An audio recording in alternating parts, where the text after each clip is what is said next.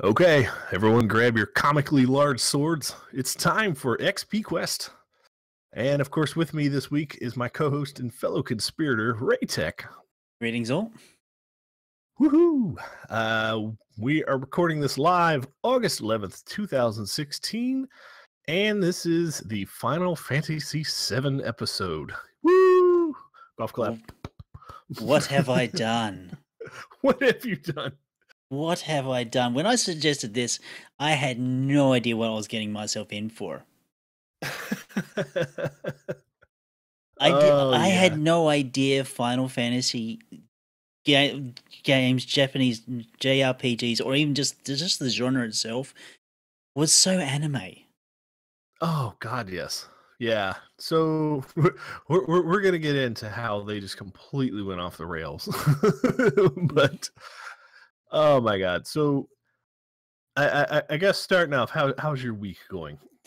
Week's going pretty okay, except the Australian census was a debacle that anybody else in the I suppose the IT industry would think, oh yeah, hang on, maybe having a few million people trying to log onto a server at one particular time, or maybe encourage them to maybe spread it out a little bit. But when the servers fall over, people start to click the refresh button just a little bit. Even if, like, say a couple million people do that 2 or 3 times, generally results in a DDoS attack. Yeah, that happens. So you think they would have learned from the Pokemon Go debacle? No, come on. Australians are a little bit more backward than that. We're not getting fiber to the home anymore with our new infrastructure rollout. We're getting fiber to node, so we're getting subpar internet. Which, admittedly, 100 megabit down and 40 up is about 5-6 times better than what I've got now. So I'll be happy for that. Yeah, that's a lot higher than the standard cable provider here in those states. So I'd be happy with that as long as the price is okay. So yeah. On my end, my world has been turned upside down because of a puppy. And who conned you? So did you want it? The wife and the kids wanted like another playmate for our 2-year-old puppy, which I jokingly still call it a puppy, 55-pound puppy, right? And then we went out and we found you can't go to a dog store, right, and look at puppies and not buy one, right? Especially when you want a dog. So that was mistake number 1. Number 2, we got one that's like, they said it was 8 weeks old, but when we did the math after the fact, it was like, it had just turned 7. So I'm like, okay, now we have a 7-week-old thing. Long story short, we're like a week into training it, potty training it, trying to crate train it, but it is very loud and annoying when you walk away. And so you might hear it throughout the show. So just to throw that in there. Well, I've got the other end of the spectrum, a 19-year-old cat who likes to come into the room and announce his presence whenever he decides to come in. So the old man is always welcome on the show. Well, let's say. You drink anything? No, I'm actually abstaining tonight. I just kegged a homebrew. It is a grapefruit IPA that I made. Really? It took like 3 months to make this, and it is tasty. I have a liter glass of it in front of me. And grapefruit. This is what, yeah, it's a grapefruit IPA. It has actually like grapefruit peels that I soaked in vodka that we just dumped into the secondary fermenter. It's wonderful. Oh, it's so tasty.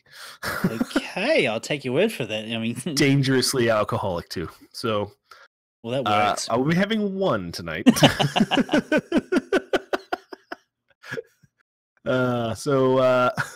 Shout out to everybody on Mixler. We see people filtering in and out. They probably are terrified of our discussion about puppies and Australian census rules. So let's get into the main show topic. Tonight we're talking about Final Fantasy VII, the finalist of the fantasies. I'll take your word for that. except for the 6.5 that came after this. I'm guessing. Okay, right off the bat, I just want to start with a bitch fest. Okay, how dare they call them Final Fantasy? Final Fantasy. It's just such a joke because it's like, oh, Final Fantasy, 18. You're just like, well, finalize it. There's that and the fantasy part of things. That is very true. Okay, I suppose us Westerners have divided our fantasy into classical fantasy and science fiction fantasy. Yeah. And the first 6 Final Fantasies, like, they tugged on my heartstrings. They were great. The first one, classic NES game. The second and third were okay when you played them, the Japanese ports years and years later. In America, Final Fantasy 2 is actually Final Fantasy 4. Classic game, because that's the one where you start getting airships, and it was a SNES title. It was it was on the Super Nintendo. Right. 16-bit, all pixelated sprites and stuff. And then Final Fantasy 5 was very forgettable. I remember playing it and beating it, but I don't remember anything about it. Okay, here's a question. Because Final Fantasy 7 is my first dipping of the toes into this madness that they call a story. Was the stories in the previous games as deep and I wouldn't say convoluted, but I think that's about the best word I can possibly think of. Were those stories as absurd, deep, crazy, all of the above? At points, yes, but for the most part, they follow very, classic ingrained like fantasy tropes. Does that make sense? Like, it's not just over the top insanity, but the big differentiation between pre-Final Fantasy VII and post-Final Fantasy VII is Final Fantasy VII is where they split off of the traditional, swords and magic stuff, and they started getting more into like futuristic sci-fi stuff. So you had people with machine guns, you had robots and stuff like that. Like, you're blowing up reactors and stuff. In Final Fantasy VI and before, it was all, castles and towns and magic and and wizards and stuff. And 6 did have a little bit of a steampunk-esque thing going for it, it was fantastic for the time because it was a little bit different, but it wasn't crazy different. You could sort of accept the fact that there was people making steam machines, but you never really interacted with them. Yeah. And it wasn't like, it wasn't magic versus technology, whereas in Final Fantasy VII, that's like one of the big plot, underlying plot devices. It's like the Earth versus, technology. So I think that's why I loved the previous ones. And when Final Fantasy VII came out, I tried to play it originally. I tried playing it on PC because at the time I didn't own a PlayStation. And even on PC, it just didn't grab me. It lost my interest. Despite having purchased it, I just didn't care for it. And I never got past the first disc. Well, it actually had discs when you bought it? Okay. Oh, yeah. On the PlayStation version, I believe, and as well as the PC version, it was 3 CD-ROMs for the time. So pre-DVD. with that version, how did you control the game? So on PC, of course, it was just straight up keyboard commands. Really? And it was very clunky and kludgy. I'm thinking back. I think it was even like arrow keys to control it. Wow. There was no controller support. Yeah, admittedly, thank goodness for controller support because it made for a much easier playing experience for myself. And at least there was some good person out there that's actually remapped a lot of the buttons so they made sense for an Xbox controller. which was even better. This was the first game that we've been playing on this show where I actually considered busting out playing it on Steam Big Picture mode on my TV. You know what I mean? Because I was just like, as I played it on my computer, I literally had I kicked my feet up on the desk and I had my Xbox controller across my lap playing this game. Yeah, leant right back, the controller in your lap. And actually, to be quite honest, so I'm actually really new to controllers as such. The first game that I really actually reached out and bought a controller and actually used it was it that 38 Studios game? Oh god, I'm actually drawing a blank now. Studios. Knights of Amalur. Is it Knights of Amalur? Okay. Yeah, something like that. I think it's Kingdom of Amalur. Oh, that's the Kingdom one. Yes, that one. Okay, yeah. That I'm trying to recall. I'm like, why is that on the tip of my tongue? That was the one where they went bankrupt, and that's right. That's the great game. It definitely was a really good game, and to actually learn a controller with that kind of game was actually pretty good. And just lately, we can I suppose branch off on an off topic on this. With the games that have been developed for being cross ported to like other consoles and that sort of thing, like say Dragon Age Inquisition, which, to be quite honest, plays a lot better with a controller than mouse and keyboard. Yeah, definitely. So my real life problem with this game, of course, was I own this game on PC somewhere, the original discs, and I'm like, I'm not going to go dig that out of a storage room in my house somewhere, because at one point I think I got it on Steam for like $5 or something. Yeah, right? a few dollars. It's constantly on sale. And then on top of that, I know that at some point I got it on a PSN sale for PlayStation 3. So part of me was like, I should just play this on my PlayStation. But then I'm like, no, I'll play it on PC because, I already got it set up and I already had it installed. So I started playing it on PC, and I got significantly into in the early game stuff. And that's when we bought the puppy. And since we've bought the puppy, my PC gaming almost has stopped. And it's sad because I can't come downstairs to play games because the puppy demands constant attention upstairs. So now, here's the irony. Now, for the past week, I've been sitting upstairs, and to pass the time in the evening when my wife's working and the kids are playing around the house, I got to watch this puppy. So now I'm back to playing my damn PlayStation 3. So I'm like, I've been playing PlayStation 3 all week. And I'm like, if I would have just started it on PlayStation, I could have probably been like halfway through the damn game by now. Probably. But I'm like, no, I'm not going to restart this game a third time. Well, considering it, to be quite, I've played about 11 hours of the game, and admittedly, with the story as it goes, I've had to have periods where I've actually gone, okay, this story has just gone a little bit too crazy for me. I've got to put it down now and just walk away. Because I'm not used to this sort of thing. Yeah, it's extremely bizarre. So the big thing in this game is you're pretty much play as Cloud Strife, which is a mercenary who joins the eco-terrorist rebel organization Avalanche, in uppercase. I don't know why everything's in uppercase. It's Avalanche, and they're trying to stop the world-controlling mega corporation Shinra from draining the life of the planet to use as an energy source.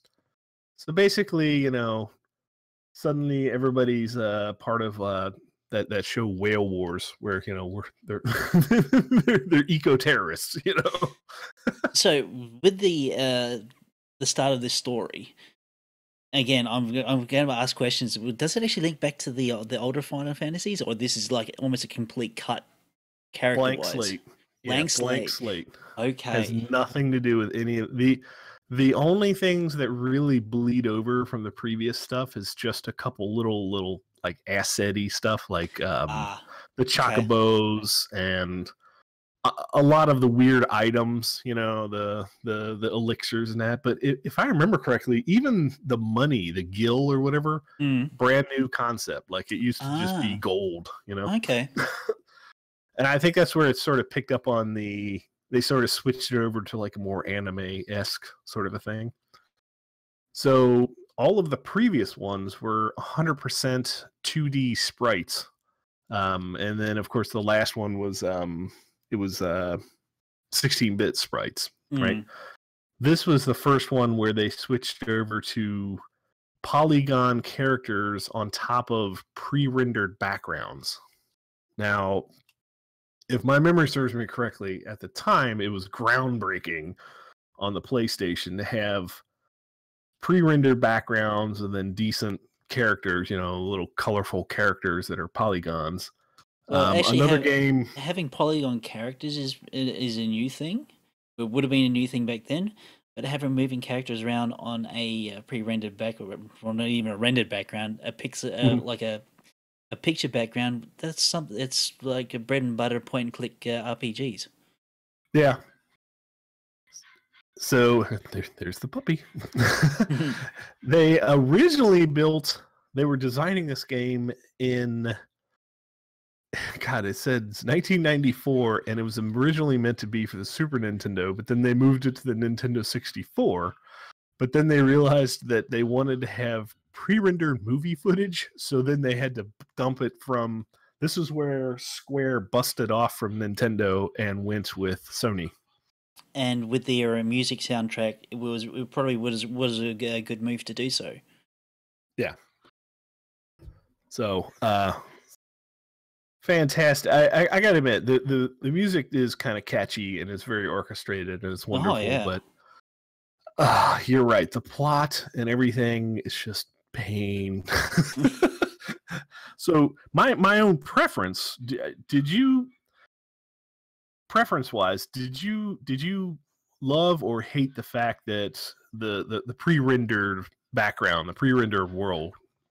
It took I suppose a little getting used to, but it didn't actually take me long, to be honest. Once I could at least have, like, with the polygon characters, especially when they moved with, like, the characters itself, like, they diminished in size to give the illusion of depth within the picture. Once you got used to that, you could almost visualize the background as a semi 3D environment to move around in.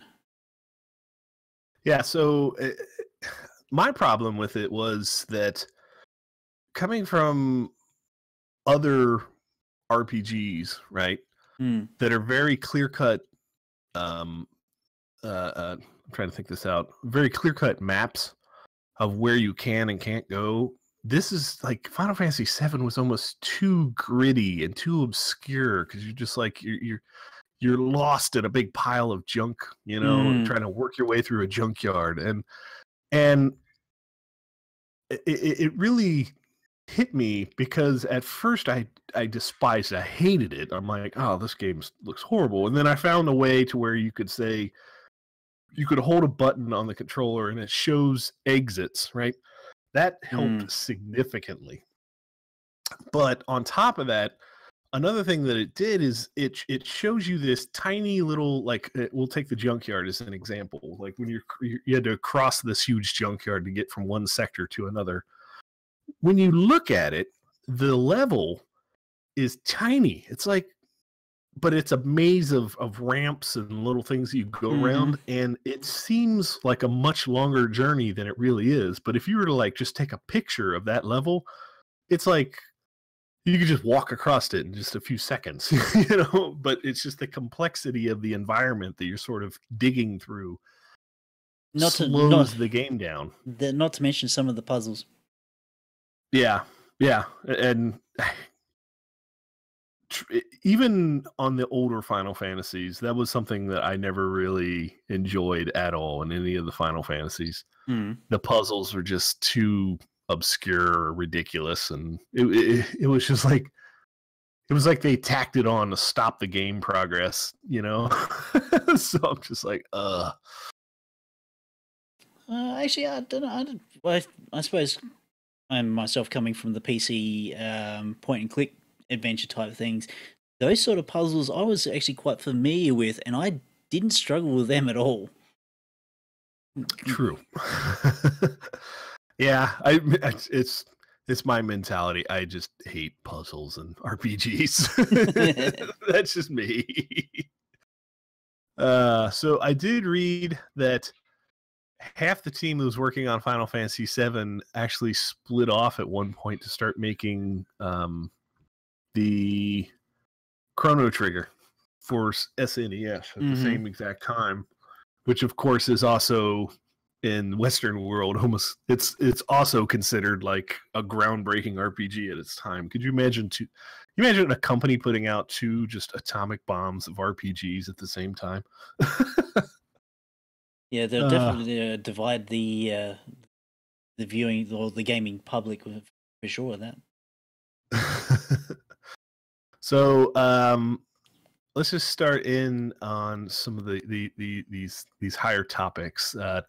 Of course, we've sort of discussed the game setting about how it's like a it's semi post apocalyptic, but it's a really industrial sort of science fiction. Coming from other RPGs, how much of that did you enjoy plot wise? You know, did you think it was a little bit too over the top, or did you actually sort of buy into the fact that you're part of this eco-terrorist, revolutionists?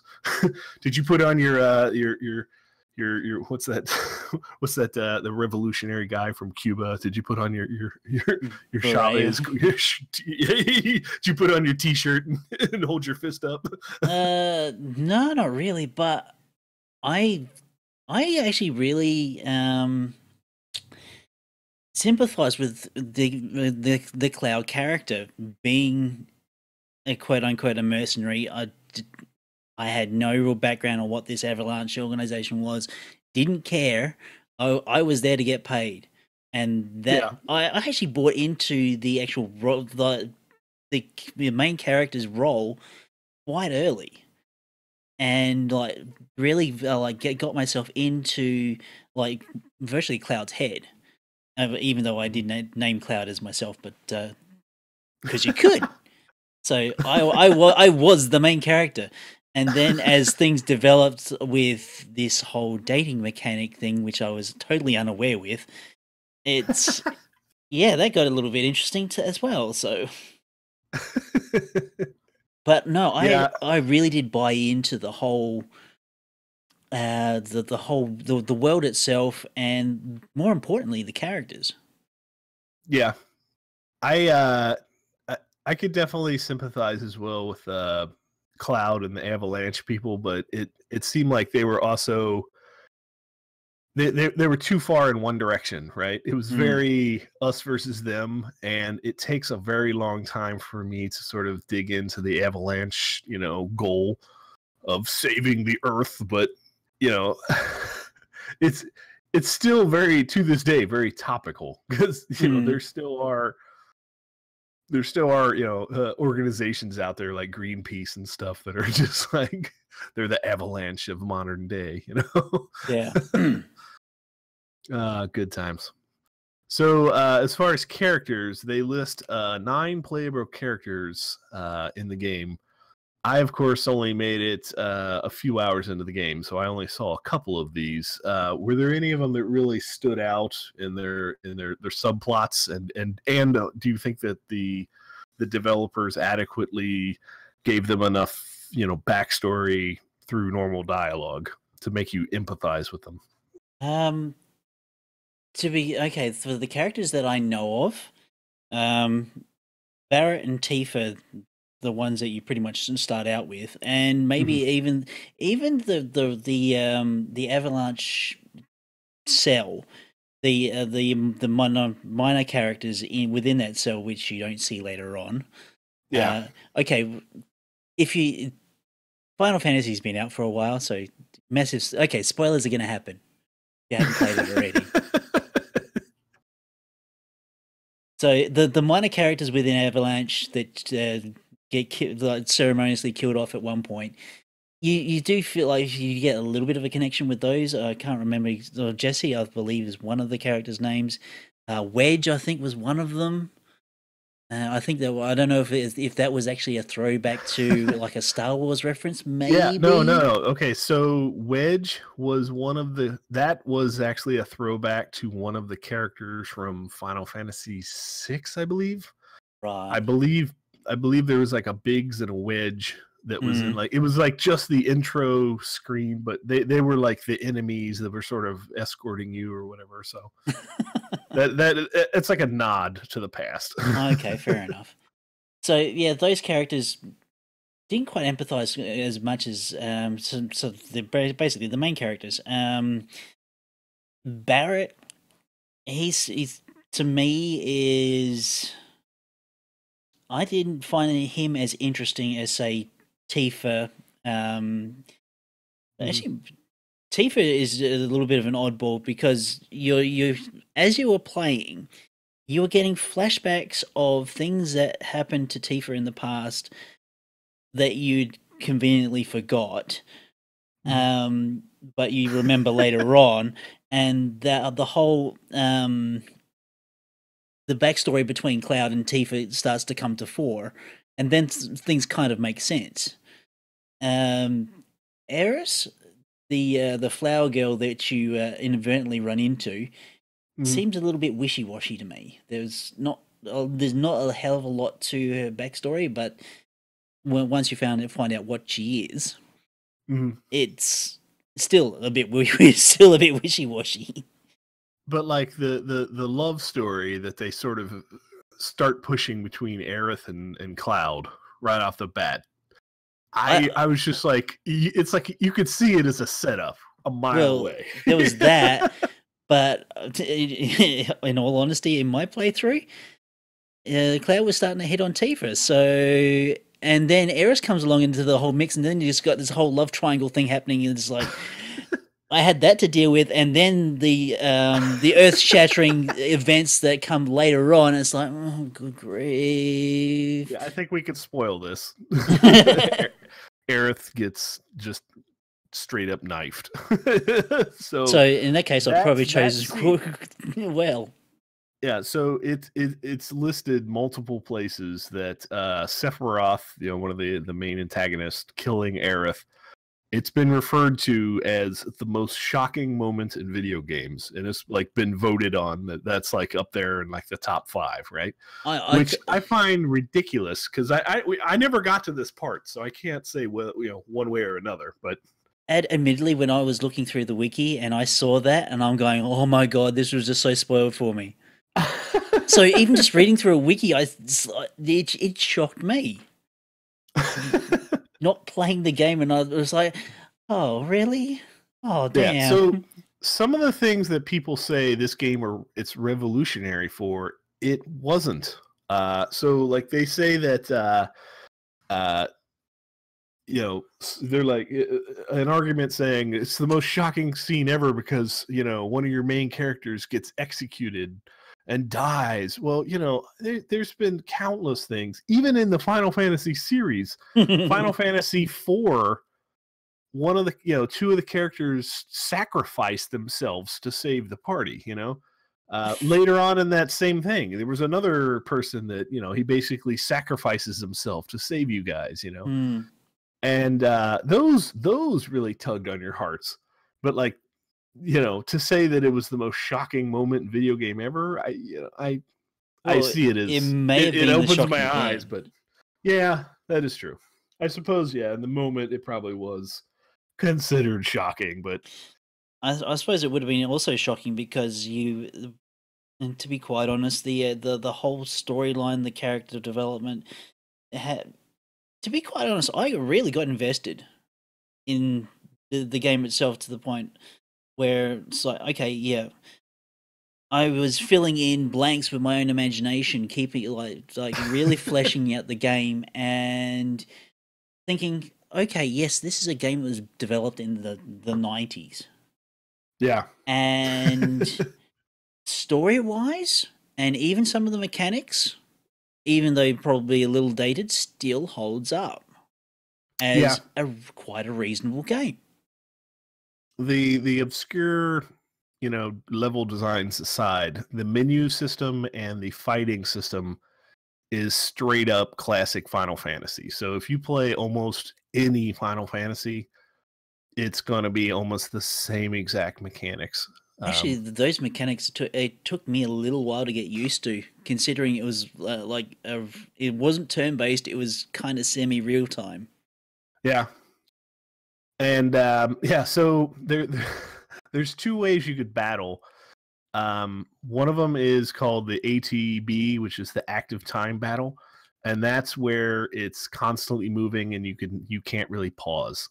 And by default, that's turned on. So there's a setting where you could turn that off. Oh, really? And then it's actually, it's actually turn-based to where you basically do your inputs and you wait, for each turn, so okay. you can turn that off. And that was a feature that came out, I think, I can't remember if it was Final Fantasy IV or Final Fantasy VI. I don't know, one of the two. But still it's a classic Final Fantasy feature. Okay. So first featured in Final Fantasy IV. So active time battle, the ATB system. Yeah, that did actually take me a little while to get used to. And then, in this version, in the previous versions, if I remember correctly, you could only have 4 playable characters, and this one did 4 to 5. So, what in Final Fantasy? I'm sorry, 3. I'm sorry. Yeah, I have it backwards. The previous games allowed 4 to 5, and this one's only 3. So, yeah. This one did introduce the materia system, which is magical orbs composed of condensed Mako, life energy from the planet. Okay, so did slotting Mako and materia into armor and weapons, was that a turn on, or did that sort of throw you off? Well, to start off with, I didn't quite understand it as well as I do now. I only really, that sort of thing only really clicked in the, I suppose, the last 2 hours of my gameplay, which was it basically consisted of escaping Midgar before it all went to hell. So, if I was to go back and play, to be quite honest, knowing what I know now, it probably wouldn't be a bad idea to actually restart the game. Yeah, because there was a few things that I did miss that I could have actually refined the actual character development a lot better than I did. So, equipping materia, actually, you can make equipping the materia correctly can either be something where that's where you start defining classes for people, right? In previous games, every player had a specific class. You're like, okay, that guy's a fighter, that guy's a barbarian, that guy's clearly a ninja/thief, right? And this guy's a wizard, and this guy's a cleric. And while some of the characters definitely had those abilities, by equipping materia, you could sort of bend around that. You could have a fighter with a fire spell and a restore spell, or a cleric with a bunch of offensive magic spells. So it kind of was a way to sort of blend through that. And I think by doing that, it almost sort of, to me, it felt like it sort of negated the specialness of specific characters. Like you're like, okay, I don't, it's like if everybody has a restore skill, then I'm less likely to keep alive the healer. Does that make sense? Well, that is true, but in my case, I suppose I didn't actually take the advantage of actually buying more materia before everything went to hell. You just And left town without buying it. well, I bought some, but again, my decisions were poor. So Yeah. I only managed to really have one character, well, actually one materia of like cure, and that was it. Mm-hmm. So essentially, I only had one healer. Okay. Yeah. Yeah. See, my my overly cautious butt gave everybody a restore skill. Ah, Another mechanic in Final Fantasy VII that they sort of brought over from Final Fantasy VI.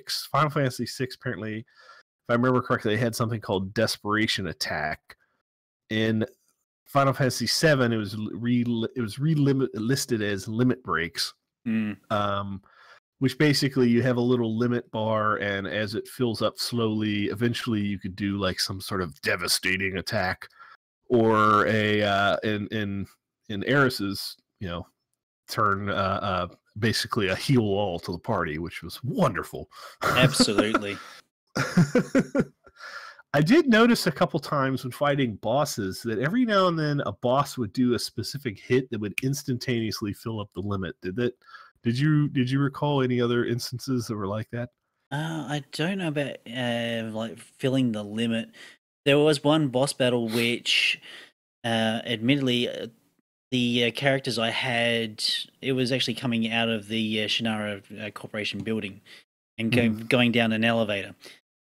Now, the bosses I was fighting, I didn't have materia or spells that were appropriate for that particular boss, so I just had to whittle that boss down as just basically basic attack after basic attack, using up potions, using up actually I think it was Eris that was going down with that, and she didn't even have a cure like a restore on her, so I was relying on a limit break to keep the party up. Just like, come on, limit break. It was one of the most tense battles I've ever had, just because I was so poorly like set up for it. If I had, say, because it was all mechanical creatures I was facing, yeah, okay, maybe a lightning spell would have been good about that time, but exactly, didn't have it. Didn't have it. Yeah, you got to have a really well-rounded party.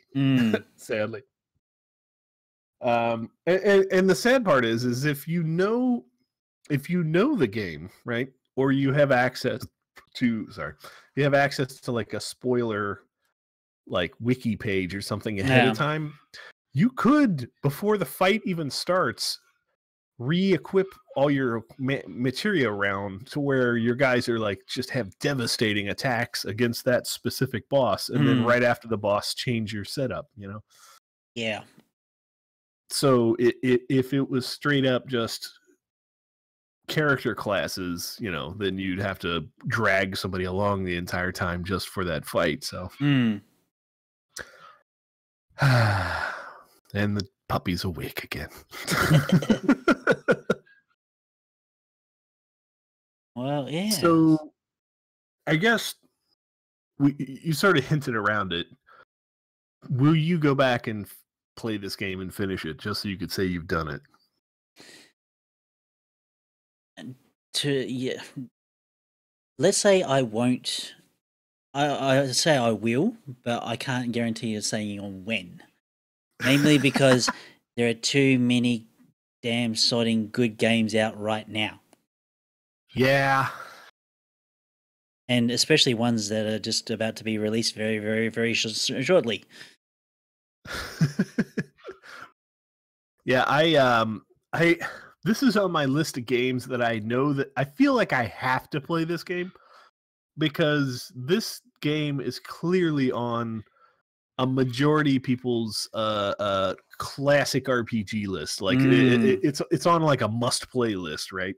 Yeah. And I feel like I have to stomach it even if I don't enjoy it, just so I could say that I played it. Because where I'm at right now, though, I don't feel like I'm far enough in the game where I could say I've enjoyed most of it, For the 11 hours I've spent getting through Midgar and then basically getting out into like a world map type scenario, I had definitely enjoyed my time with that. It Mhm. wasn't felt like I was actually being forced through the game, or I was forcing myself through the game. I had genuine interest, namely because of the character development and Mhm. also the music, really. So And a site that I love called howlongtobeat.com, it lists the main story as 39 hours to beat, and a main story plus extras is 57 hours, which is usually that's like where you start doing a lot of the weird side questy stuff. But a completionist is 90 and a half hours. wow, So you're about a quarter of the way through the game if you think about it. So that's not too bad. this is a lovely site, by the way. You should set up an account. It's depressing though, because once you sync your Steam library, it shows you how long it takes to beat Mm. every game you have. Hang on, I haven't done this in a while. Let me look at this depressing number. I haven't synced my stuff in well over a year. Let's see here.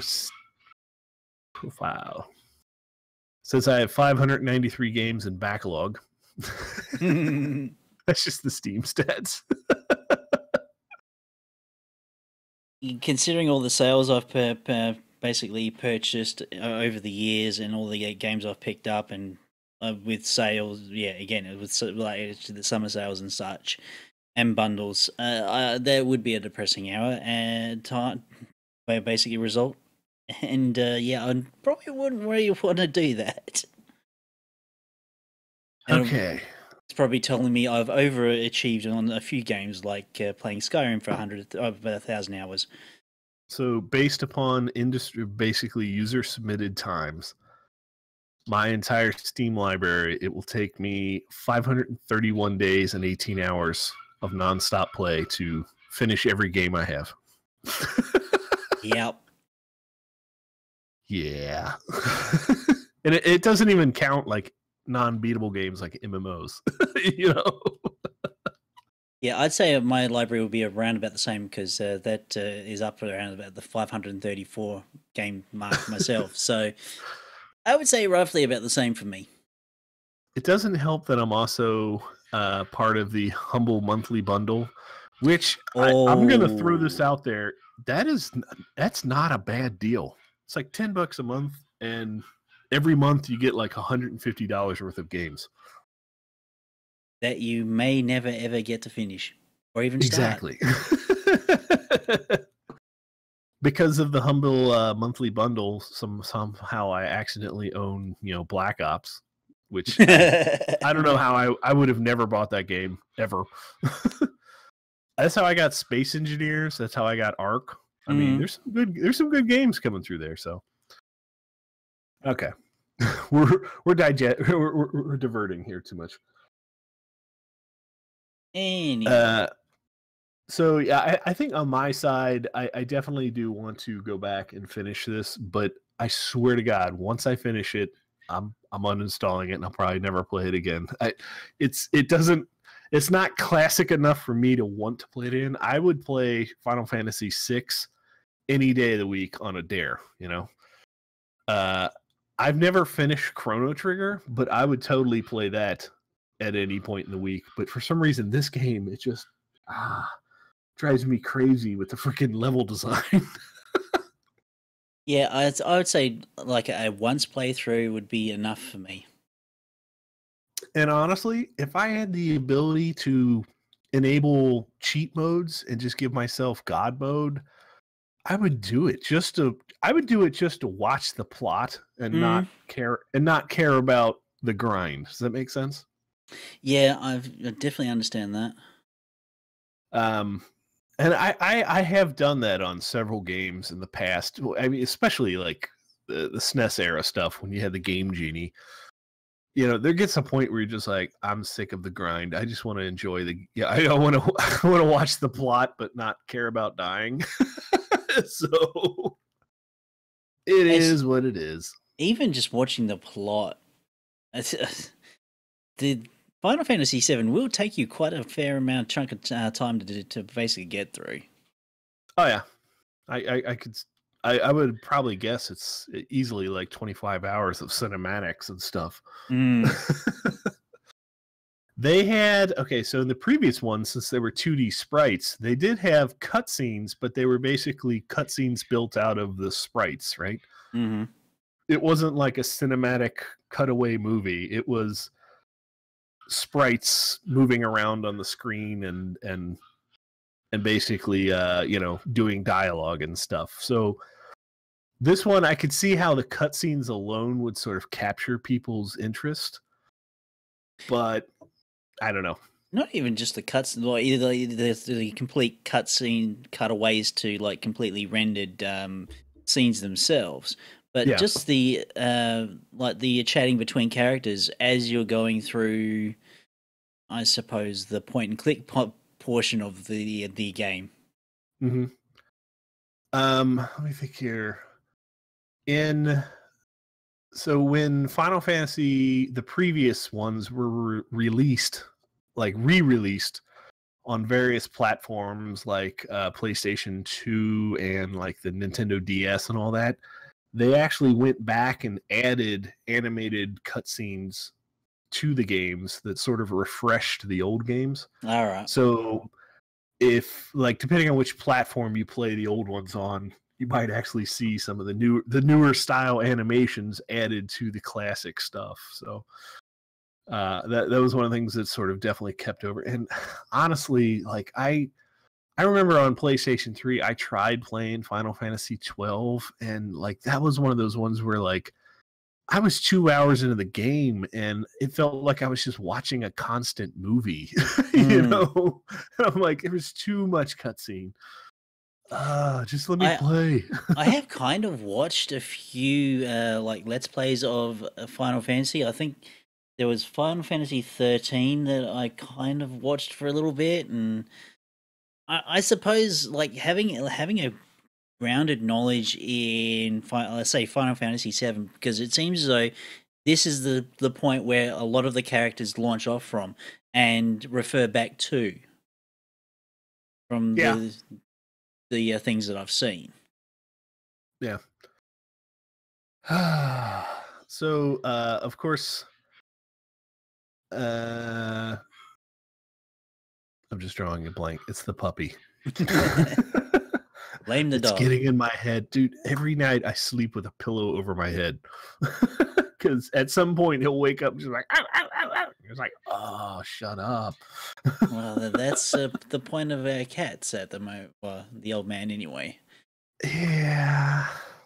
So we have a cat, and the cat hates the dogs, right? And we brought the puppy down and set it down next to the cat, and the puppy is so damn small that I think the cat thought we were carrying a stuffed animal, because it was like, oh, hey, cool, look at this. And it walked up to smell it, and then the puppy turned and licked the cat, and the cat freaked the fuck out and went running.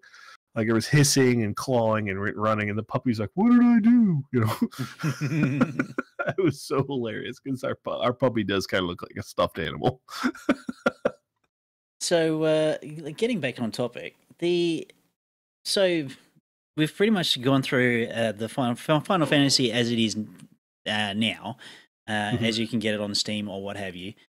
But now they're looking at re-releasing it like completely with all new graphics and probably like, I'm not sure even if they're going to do like new combat systems or what have you, and breaking it up into like 3 games.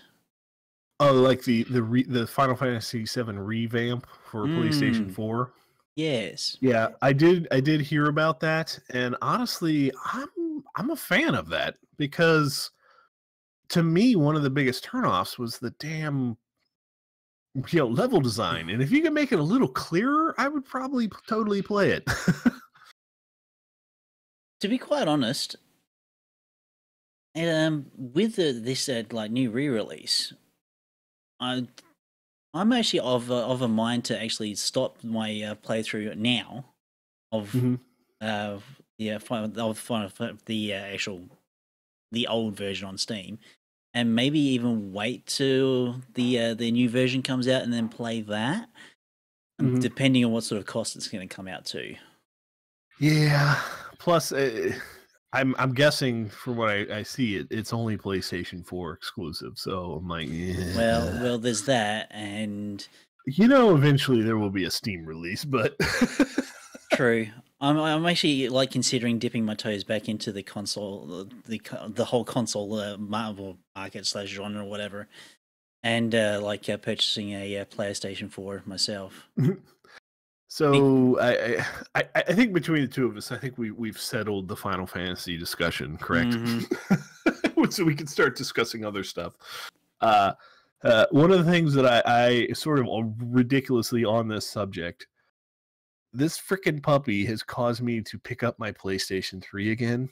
Mm-hmm. And I have been I originally started playing whatever it was installed in my PlayStation at the time, just so I could ignore the puppy and sort of zone out. It's like I need my games, right?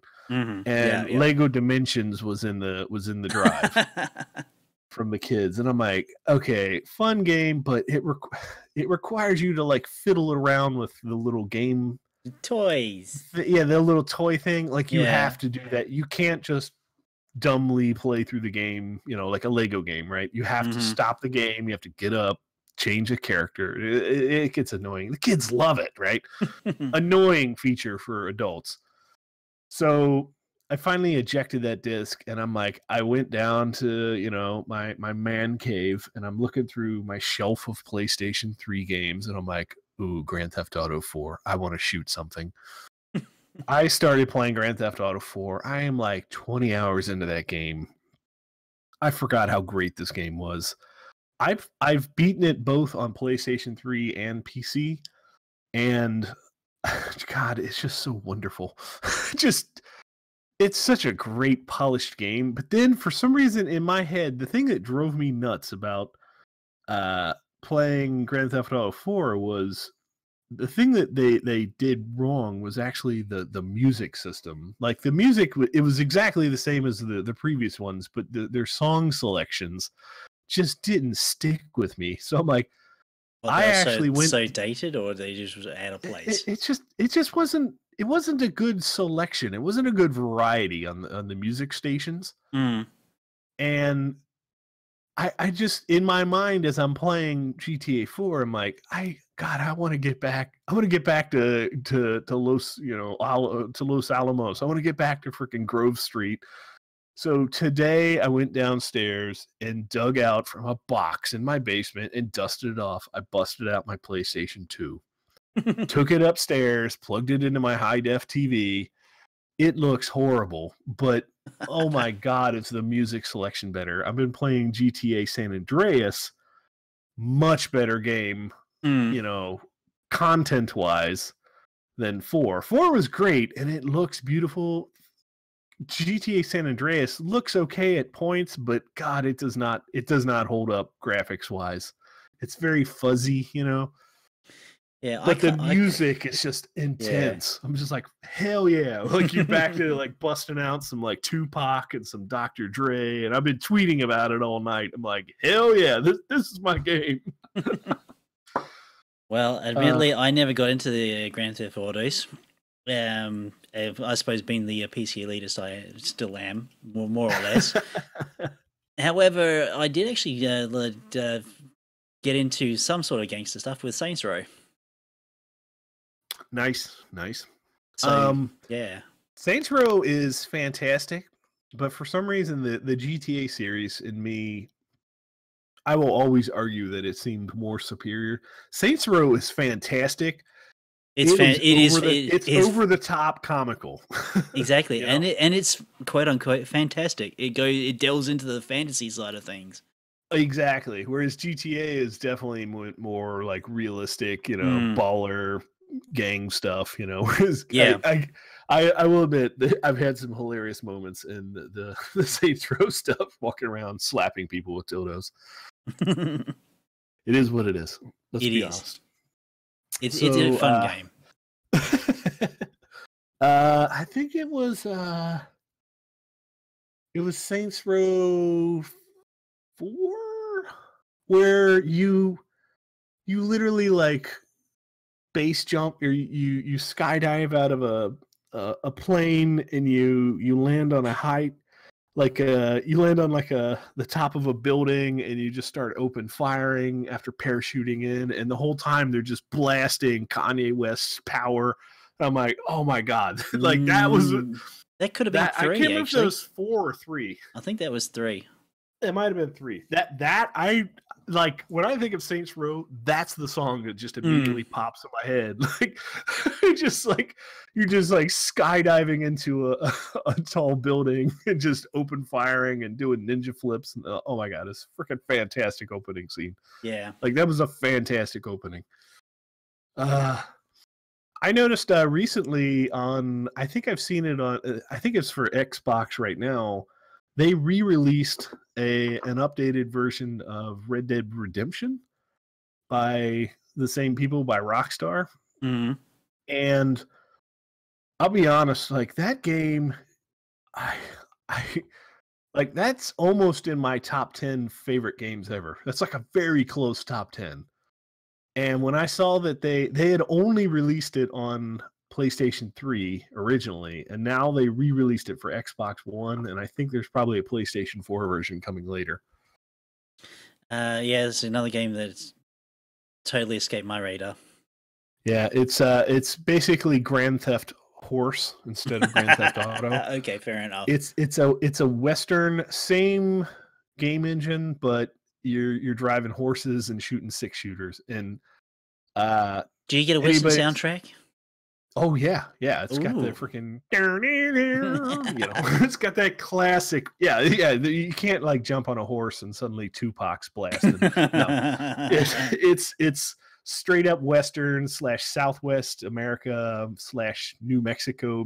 Oh, nice, wonderful thing. Like there's an achievement. It's called the Dastardly achievement, where you can tie somebody up. You could hog tie them and lay them on the railroad tracks and wait for the train to come along. There's actually, like, I got that achievement for tying somebody up and leaving them on a railroad tracks.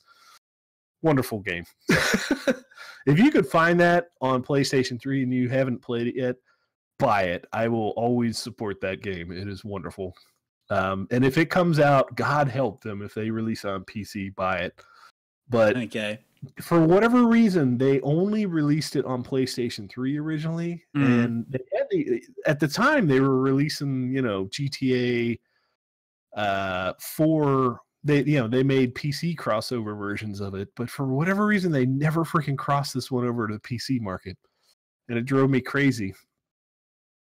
Fun fact: I got a vasectomy, and I was in bed for like 4 days. And every few hours, my wife would bring me grilled cheese and some OxyContin. And I sat in bed for 4 days and beat this game 100%. And like, that was the best 4 days of my gaming career. Just sitting there, just like riding a horse around, shooting people with a long gun. Aside from the pain between your legs. And popping on OxyContin. Oh, those are some good days. Yeah, so there's so many good games that came out only on console that it hurts to sort of turn my back on a console. But like for whatever reason, I enjoy gaming on PC a lot more. But the goddamn this freaking puppy, it's changed everything. So I see myself playing a little bit more PlayStation, but I haven't seen anything yet that's caused me to say I want to go out and get a PlayStation 4. Does that make sense? True. And until there's a significant amount of games that I would want to play, I don't see myself jumping on anything close to next-gen consoles, Oh, that's fair. I mean, because right now, I still got my PlayStation 2 now plugged in. So, whatever. Yeah, I think because I've missed pretty much everything, like jumping in on, say, the PlayStation 4 is probably a no-brainer for me. Mm-hmm. Yeah, and I have seen that they've made a lot of strides to release old games as digital downloads on the new systems. They will be more than happy to resell you old games on new consoles. Just look, I mean, go back to our original topic. the Final Fantasies, they will sell you Final Fantasy on whatever platform you could possibly want. Probably except for Xbox. Yeah. Well, no, I think some of the newer Final Fantasies are on Xbox as well. Oh, really? That was a ground. I think it was Final Fantasy 12. Final Fantasy 12 broke the mold, and they released it on Xbox, and that pissed off so many PlayStation people. You want to talk about fanning the fire?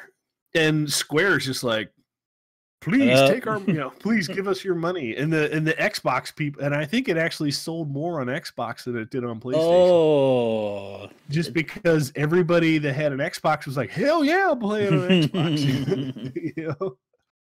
And that was the smartest thing Square ever did.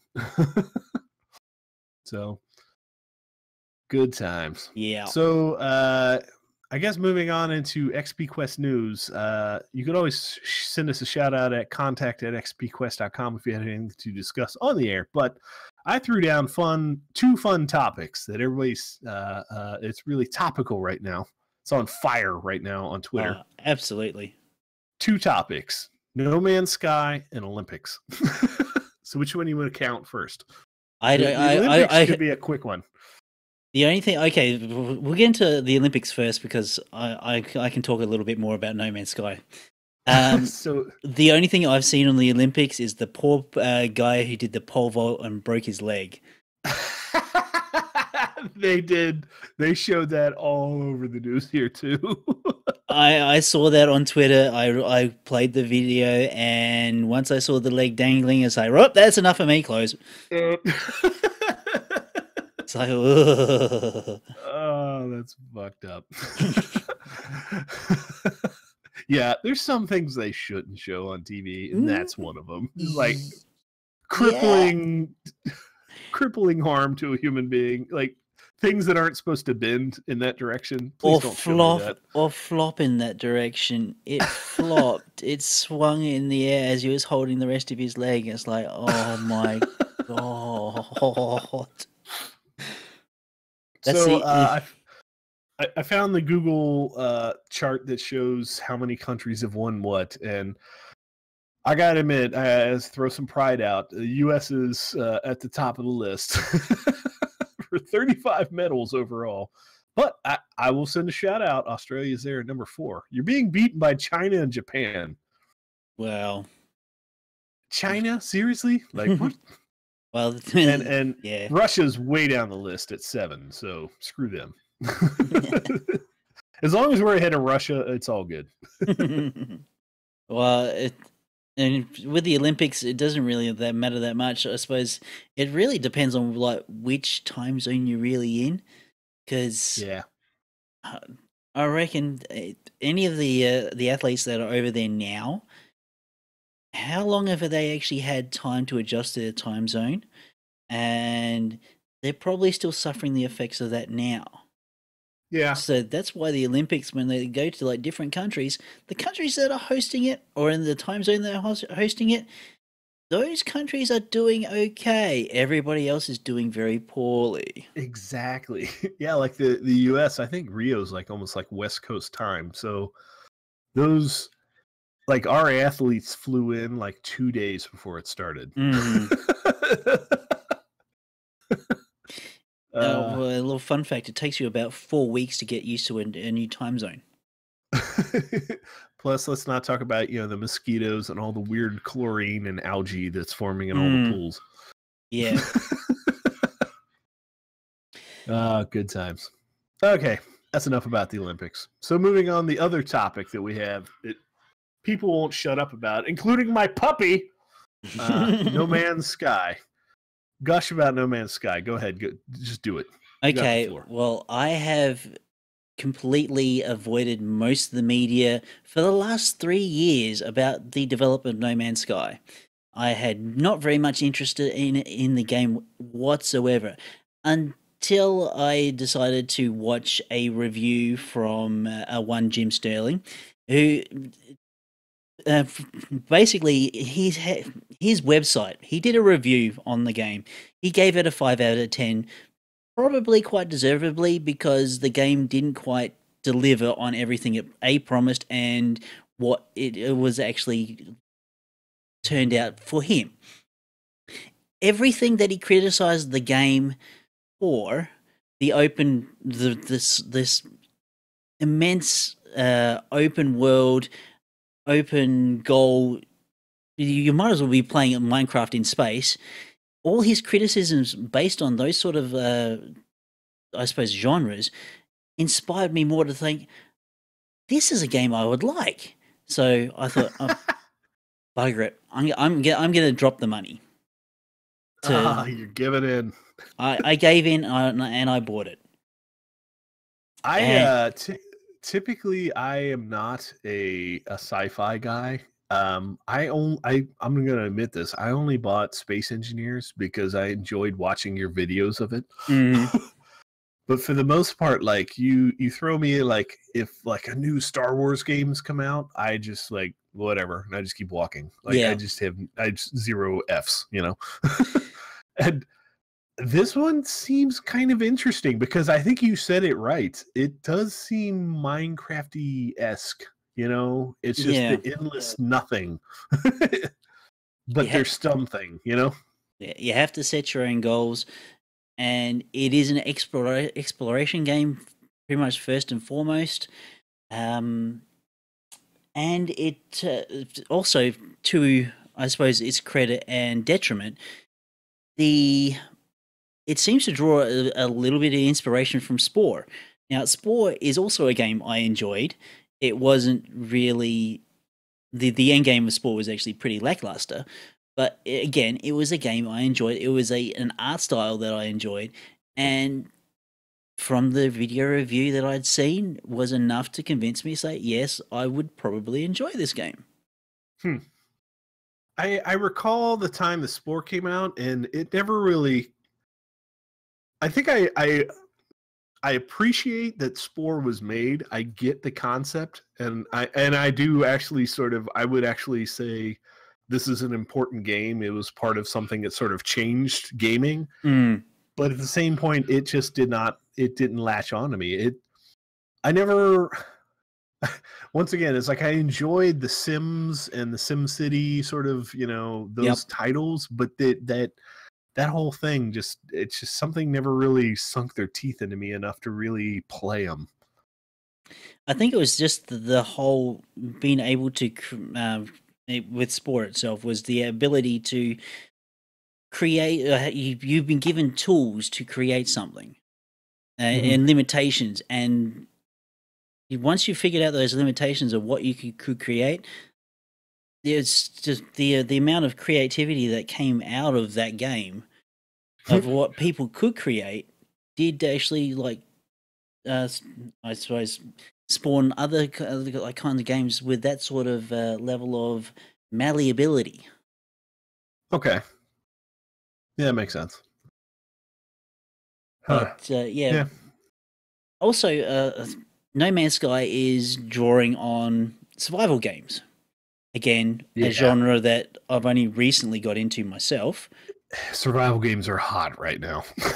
Yeah, they're pretty hot right now. So I suppose even Minecraft being a pseudo survival game, not quite so much as the survival games they're churning out now. But it's having that sort of thing, which is also I have a vested interest in, because it's the games it's what I'm used to right about now. I'm still playing Ark on and off, just building stuff and gathering things, and for no particular reason, just for the sheer fact of doing it.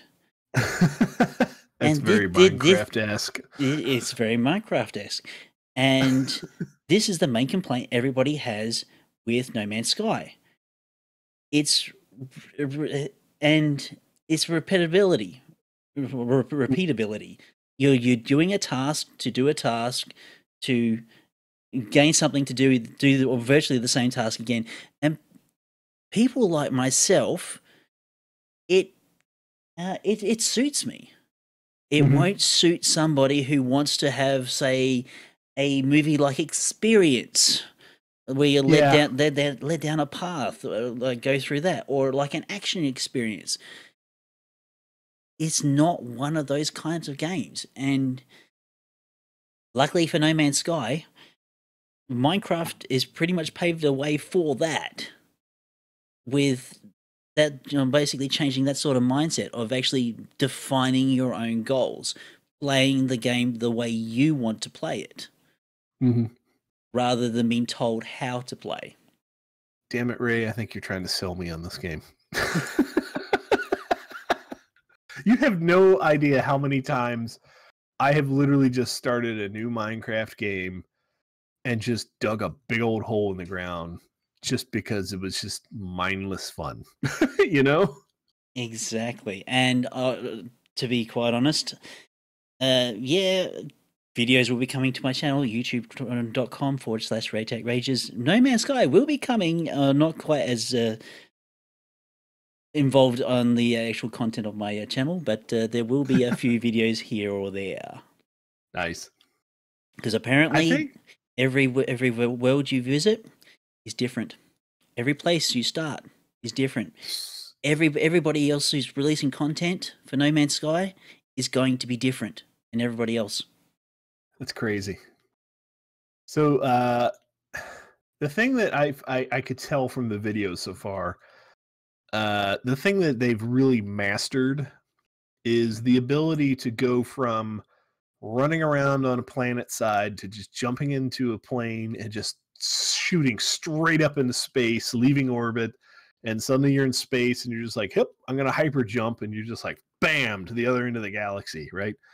I haven't seen too many games tackle that entire thing where you go from microcosm-ish maps where you're just like, you're on a planet, you're looking at a little critter, and then suddenly a few minutes later you're on the other side of the galaxy, you know? Well, Space Engineers did kind of do that in a few other space sims.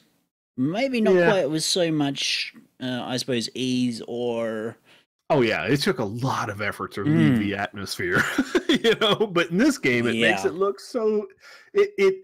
This game, it's almost less scientific and more fantasy. It's more fantasy and almost more arcadey. Yeah, where you just like... It sort of it makes the imagination of this will happen someday, you know, where you could just jump in your car and suddenly bam, you fly straight up into space. Next thing you know, you're on the moon, you know? Yeah. Like, my only hope is that they have really decent Xbox controller support, which they're reported to basically have. So yeah. So you play on PC then, correct? Yes. Okay. I am waiting patiently to download however big the game is. Apparently, it's been reported to be about at 6 gigs. So that'll be maybe about not quite a day, maybe about 3/4 of a day for me. Really? Yeah, that's how she. Not as bad as an ARC update. Yeah, painful to install. I finally uninstalled that game. You uninstalled it? I uninstalled ARC. Like I want 50 gigabytes of hard drive back. I've had enough dinosaurs. It's a great game, trust me. I love it, but there's so much more I want to play. Like Grand Theft Auto 4. Hey, no. Well, it sounds like, for you from my end, you're starting to break up a little bit. So, do you think we maybe wrap up the show? Yeah, we can do that. What have you been grinding on this real quick? Usual stuff. Minecraft, Subnautica, and Ark, pretty much. And you're prepping for No Man's Sky. Yeah. That'll happen. Yeah. On my end, I'm playing GTA 4, GTA San Andreas, PlayStation 2.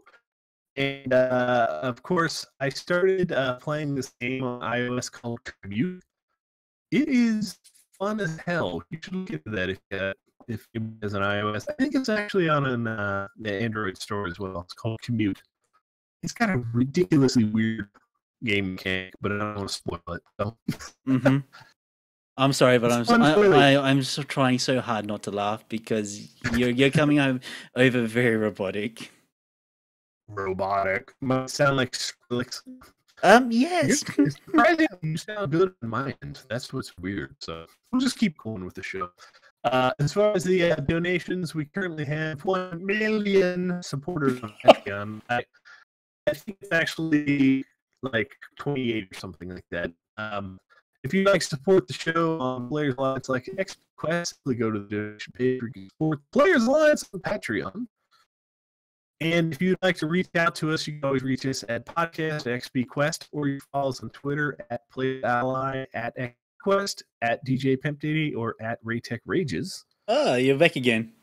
Hey! Robot DJ has now left the building. If you want to listen to that, come back. Yeah, come on down to my watch my YouTube channel. I do actually upload a rebroadcast of this, so you get to laugh along. Find at youtube.com/user/Raetac Rages. Mm-hmm. Come on down. You can follow our guests. That was ironic. I left that silence there. Okay. We didn't have any guests this time. It's just us two. So every Mondays at 8:30 Eastern, we got DDO Players on the Players Alliance Network. Every other Thursday at 8:30 to 9, we have XPQuest. And the last Friday of every month, we have Lotro Academy. It's a fantastic. That's a lovely show if you ever get a listen. They sort of chew apart one topic about Lord of the Rings to great depths. I have to tune into one or two of their shows, and it's actually quite interesting to listen to. Yeah. And then, of course, every Saturday night at 8:30 Eastern, you got Lotro Players News until Lord of the Rings gets it to Moria, or not Moria, to Mordor. And then the show's going to kind of fizzle after that. That's my prediction. Because, the game's over. Yeah, where does the game go from there? I don't know. Like, I trust me, I love Lord of the Rings Online, but I'm just not feeling it going forward in the next few years. Like, they're right on the cusp of getting into to Mordor. And, I hate to be that guy, but as soon as they get there, like a year or two out, the game's going to close or something. I don't know. We'll see. They've got a little bit of flexibility, like the rebuilding, that sort of thing, and there will still be orc and that sort of element cruising around the place. Not quite so organized, mind you, but yeah. But I mean, long-term thinking though, Turbine has even started shifting a lot of their development over to mobile games. The company that's actually developing Lord of the Rings Online, and then they're owned by Warner Brothers, and Warner Brothers is like, screw this, everything's Batman, and all the Marvel X-Men, like Marvel. That Warner Brothers has just gone off the deep end. They're putting out good content, but they're shifting. Well, a re-release of Marvel superheroes, maybe. Probably. So next episode, let's hash this out on the air. What are we doing? You've thrown out a couple good ones, like that. What was it, that RPG by 38 Studios? We should cover that at some point. Knights of Amalur. No, not Knights of Amalur. No, it's Kingdom of Amalur. Kingdom of Amalur. We should do that at some point. I'm not saying we have to do that next week. I'm just throwing that out as a possibility. I can probably say that I would be doing talking a lot about No Man's Sky. It probably wouldn't be a quite an appropriate topic. Yeah, we could probably Well, it still will be grinding, and of course, we do try and find time to grind in our busy lives. So let me just throw this out there. If you want to go in a different direction, here's a game that I've never played that everybody talks about all the time, the Mass Effect series. I've only really played Mass Effect 1 for about a grand total of about 10 hours. Okay, well, that's 10 hours beyond me. Okay, so we don't have to do that one. You want to do something classic like Legend of Grimrock? Or Goodness gracious! I just have to really. This hurts. Yes, this hurts. I have to go to my library. How about? Or do you want to go classic and do like a SNES game or something? Oh, come on! That's really starting to like. Also, you can delve into areas which I've never been. I never owned an SNES. The first Nintendo I owned was a 64. Cough, emulator, cough. I'm not saying go buy an SNES. I'm just saying you play the games. Classic stuff. I'll look through my Steam. Let's see what I've got. Yeah, it's dangerous looking through my. It's just like scroll. My finger hurts after scrolling through it. That's when you know you have too much. That's where you have a bar on the side, which you just hold the button down and you push the mouse. It's a revolutionary thing. They've only brought it in the last, I don't know, 20, 30 years. I wish I could sort my library by type. You know, yeah, that'd be a good thing. Let's see, RPG. Yeah, you can't do that. You can't just type in RPG. Damn it! Well, maybe we'll just leave we got it open. Things like Fable. Yeah, I guess we could leave it open. And we'll see what happens. Maybe I can still try and convince a No Man's Sky episode. Okay. Maybe there are levels in the game we don't know yet because I haven't really played it. I'd have to find $60 and purchase it, of course.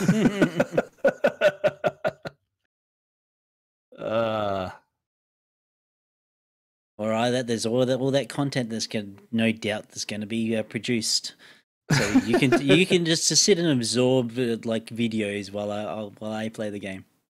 So, are there any MMOs out there that you've played extensively that are free to play now that we could discuss? Something you could just do from rote memory. Probably Lotro. Lotro.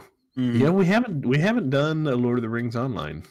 We haven't done that episode yet. So the furthest I've gotten to that was when they brought out the Lothlorien update. Oh my god, that's exactly where I'm at too in the game. There you go. There it is. Next week, Lord of the Rings Online. Maybe we might be able to drag like maybe people like Whiteberry back on. I will get some people in this chat. Trust me.